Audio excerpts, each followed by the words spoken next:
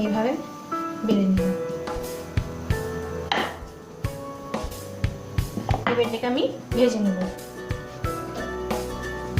চাটুটা গরম হয়ে গেছে, আমি এবার এটা দিয়ে দিচ্ছি।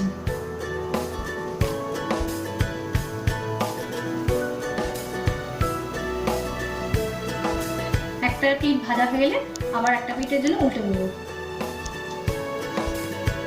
একটা পিঠ ভাজা হয়ে গেছে, আমি উল্টে দিয়েছি।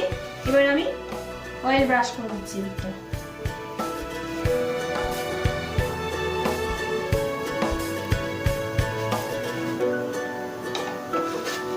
এবার অন্য